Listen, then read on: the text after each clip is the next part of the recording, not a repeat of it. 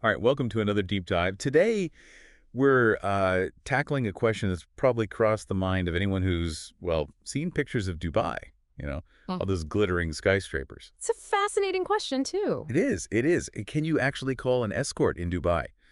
We've got legal documents, cultural commentaries, travel blogs, a whole stack of sources here. Yeah, and it's more complicated than just a yes or no, that's for sure. Way more complicated. It really highlights this tension, Yeah? between Dubai wanting to be this global city, this metropolis, and then its, well, cultural and legal systems. Right. You've got this ultra-modern city, right? Playground for the rich and famous, but it's part of the UAE, and they operate under Sharia law. How does that all work when it comes to, well, activities that are kind of taboo in a lot of the world? Let's start with the law. Okay, back to basics. Our sources are very clear. Prostitution and solicitation are completely prohibited in Dubai. Like, no wiggle room. Nope. We're talking serious consequences here. Fines, imprisonment, even deportation. So that settles it then. Right. Case closed. Not quite. The law might be clear, but the reality is a bit more, let's say, nuanced. Okay, intriguing. Because some of our sources hint at this kind of don't ask, don't tell situation, especially in those fancy hotels and clubs Exactly. It seems there is a demand, and where there's demand. there's often a way, even if it's all very hush-hush under the radar. So you're saying it exists, but it's risky. Very risky, because you're stepping outside of that legal framework, and that comes with inherent risks. Gotcha. So let's say, hypothetically speaking, of course, someone was interested in this side of Dubai, despite the risks. What about the cultural side of things? Like, how sensitive is this? Well, Dubai is part of a Muslim-majority country, so cultural norms are definitely more conservative than what many Westerners might be used to. Public displays of affection, anything even remotely indecent, those are definitely no-nos. You get this one source mentioned, that even searching for certain stuff online could raise eyebrows. Oh, absolutely. The UAE has really invested in surveillance tech. Accessing websites related to prohibited activities, that can trigger red flags. So even looking for information could get you in trouble. Yikes. It's a possibility, yes. It's important to be aware of the digital environment in Dubai, that's for sure. Okay, so let's say purely hypothetically, someone wanted to, do some research, maybe access some websites that are considered, sensitive in Dubai. Is there a way to do that without setting off those alarms? That's where online privacy becomes crucial. And tools like VPNs are becoming super important, especially where online activity is under scrutiny. Right, VPNs. One source described it as creating a secret tunnel for your internet traffic, like making you invisible online. It's a good analogy. A VPN, or virtual private network, encrypts your data and masks your IP address. You basically become anonymous online. So if you're worried about accessing content that might be restricted or frowned upon in Dubai, a VPN could be that extra layer of protection you need. Precisely. It creates a secure connection, so your online activity is shielded. So theoretically, if someone wanted to find an escort in Dubai, a VPN could be crucial for their privacy and safety. That's correct. Interesting. But before we go full on into VPNs, I want to make sure we're giving our listeners a balanced perspective. Oh, for sure. We've been focusing on the, let's say, discreet side of adult entertainment in Dubai, but it's important to remember there are lots of legal and socially acceptable ways to socialize and have fun in the city. Right. Dubai's got that amazing nightlife. Right. Tons of bars, clubs, lounges. Exactly. And for those looking to connect with others, dating apps are quite popular in Dubai, too. So it's not all about risky encounters and underground activities. Definitely not. There are plenty of ways to enjoy Dubai's social scene without, going into those gray areas. Okay, so we've laid out the law, we talked about cultural sensitivities, and we introduced the idea of VPNs for those who want to explore certain avenues discreetly. Now, I think it's time to really dive into how VPNs work. But before we get into the technical stuff, I bet our listeners are wondering, are VPNs even legal in Dubai? I mean, if the government is so strict about online activity, wouldn't they just ban something that lets people bypass their surveillance? That's a great question, and it gets to the heart of how Dubai balances wanting control with being a global hub. Okay, I'm all ears. Spill the tea. The UAE's stance on VPNs is complicated. Technically, using a VPN for legitimate purposes, like protecting your data on public Wi-Fi or accessing work files remotely, those are totally legal. So it's okay to use a VPN if you just want to, keep your online banking safe or stream a movie that's not available where you are. Exactly. But what about using a VPN for, shall we say, less than legitimate purposes, like accessing websites that are blocked in the UAE? Ah, that's where the gray area comes in. Uh-oh, I hear a but coming. The UAE has laws against using VPNs to commit crimes or access content that's seen as harmful or offensive. So technically, using a VPN to, say, visit a gambling site or access pornography, that could get you in trouble. Theoretically, yes.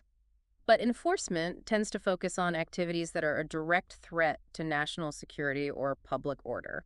So it's kind of a don't ask, don't tell with VPNs too. You could say that, yes. But it's super important to understand that using a VPN doesn't magically make illegal activities legal. It just adds privacy and anonymity.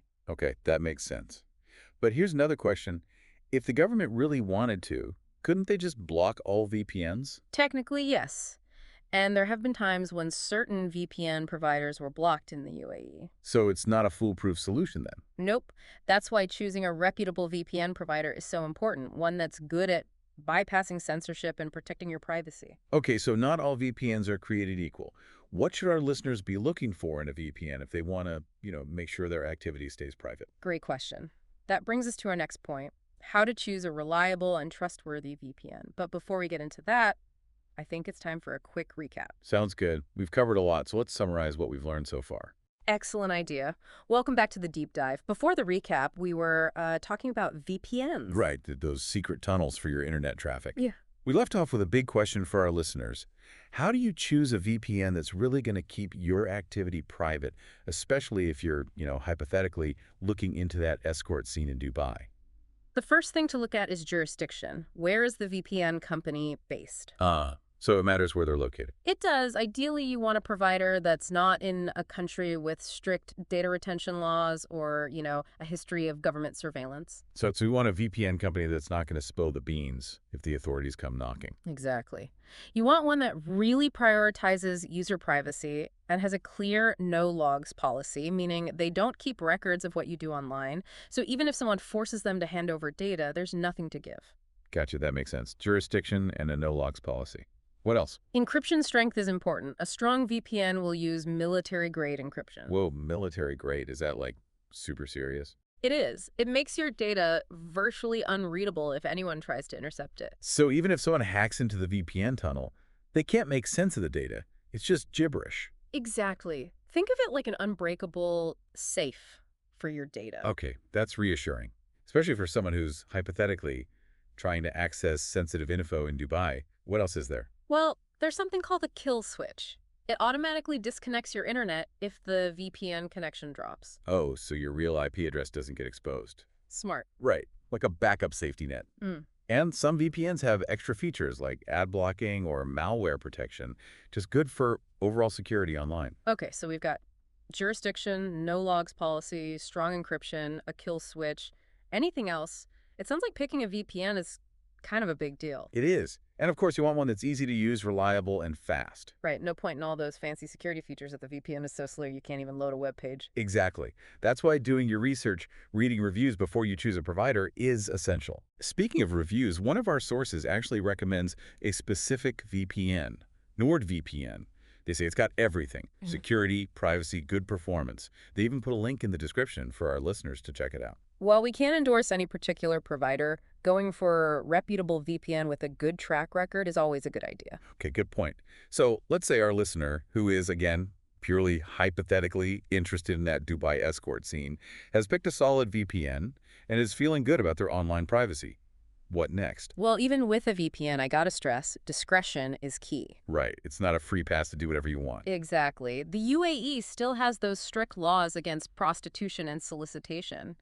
A VPN won't shield you from legal consequences if you get caught. Okay, discretion, got it. Anything else? Just general safety tips like being careful who you contact, meeting in public places, not sharing personal info. It's like common sense for using dating apps anywhere, really. Yeah. Be smart, be careful, and don't take unnecessary risks. Exactly. And remember, Dubai has a whole vibrant social scene with plenty of options for connecting and having fun without, well, going into those gray areas. Right. We talked about the nightlife, the dating apps, all the cultural stuff. There's so much to do in Dubai.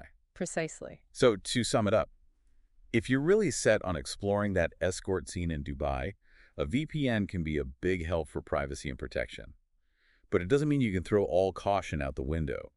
Discretion is still super important, and you got to know the risks. Couldn't have put it better myself. Now, before we move on, I want to go back to something we touched on before, this whole fascinating tension between Dubai's traditional values and its modern side. Yeah, it's a real paradox, key to understanding Dubai's culture. On the one hand, it's this incredibly liberal, cosmopolitan city, attracts people from everywhere. On the other, you have these strict laws based in Islamic tradition. How does Dubai make those two things work together? It's a balancing act, that's for sure. And Dubai's pulled it off pretty well for the most part. But how? How can a city be so open in some ways and so restrictive in others? Well, I think a few things are at play. First, Dubai's got this long history of trade and cultural exchange, going way back to its days as a pearl diving center. That's created a society used to interacting with all kinds of people, different beliefs. So built-in tolerance from the start. Exactly. Second, Dubai's rulers have been smart. They want to be a global hub. Business, tourism, innovation. To do that, they need to make it welcoming and safe, especially for foreign investment and talent. So it's a practical approach, right? Driven by economics and social goals. Precisely. And third, I think there's this unspoken understanding in Dubai. As long as you respect the law and don't make a show of things, you're free to live your life. Like a don't ask, don't tell for the whole city. Live and let live, but don't rock the boat.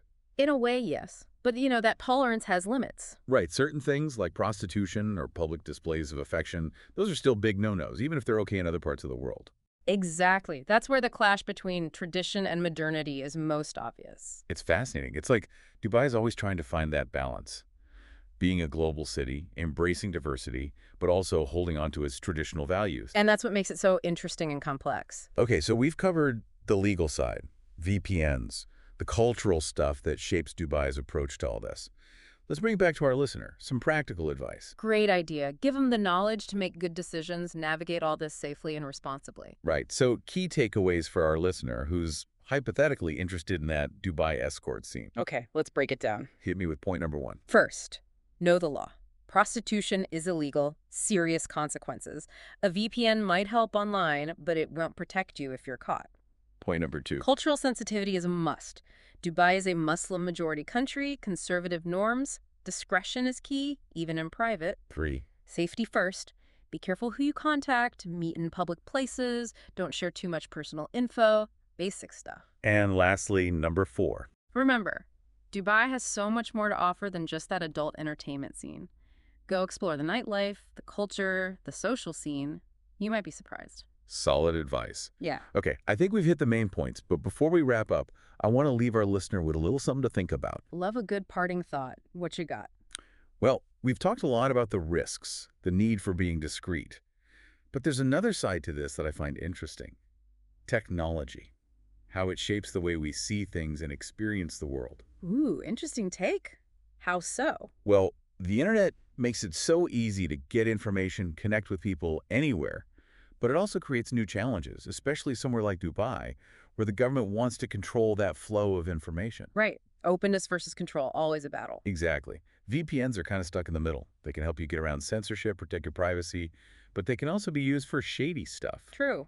Technology. Yeah. A force for good, but also a tool for those who want to exploit it. It makes you think, right? About the future of privacy, security, freedom, all that in the digital age. Absolutely. Big questions we'll be grappling with as tech keeps changing everything. Okay, maybe that got a little deep, but I think it's important to consider when we're talking about something like, well, calling an escort in Dubai. Agreed. It's not just about the act itself. It's about all the things that influence our choices, our behaviors, how we see the world. Well said. With that, I think it's time to wrap up this deep dive. We covered a lot, gave our listener plenty to think about. We did. But before we go, one final thought. Lay it on me. Dubai's always changing, and the way it deals with this tension between old and new, that's probably going to change too over time. That's true. Dubai loves innovation, loves change, so their approach to this stuff is bound to adapt. So here's a question for our listeners. How do you think Dubai is going to balance those traditional values with its modern goals in the future? Will it loosen up, stick to its current path, or find a totally new way? Ooh, good question. Guess we'll have to wait and see.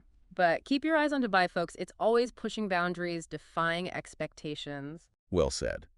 On that note, we'll leave you to ponder that question and keep exploring the fascinating world of Dubai. But before we go, don't forget, we've got that link to NordVPN in the episode description. If you're looking for a solid VPN for online privacy, check them out. They offer a great service with strong security, and it's easy to use. And with that final plug, we say goodbye from the dazzling city of Dubai. Until next time, stay curious, stay informed.